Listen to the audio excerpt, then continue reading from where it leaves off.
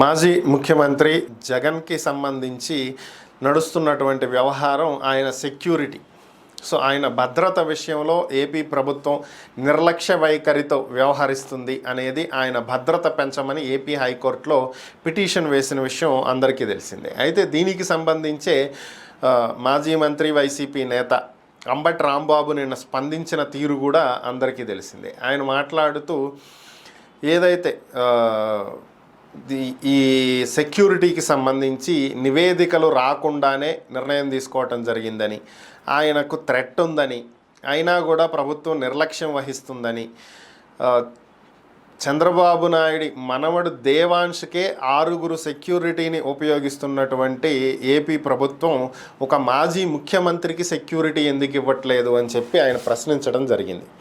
So దీనికి సంబంధించే AP police శాఖ స్పందించడం జరిగింది.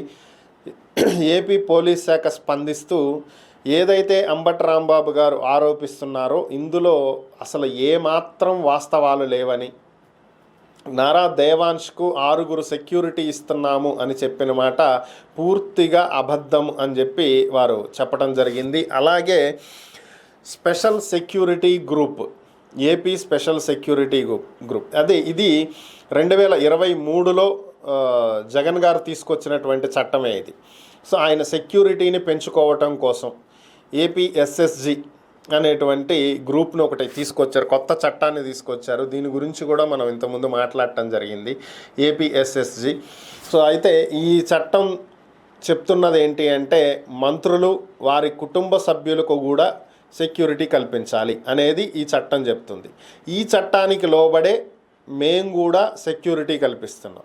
అలాగే SSG AP special security group 2023 చట్టం ప్రకారం ముఖ్యమంత్రితో పాటుగా ముఖ్యమంత్రి కుటుంబ సభ్యులు కూడా సెక్యూరిటీకి అర్హులు. వారికి కూడా ఏపీ ప్రభుత్వం సెక్యూరిటీ ప్రొవైడ్ చేయాలి.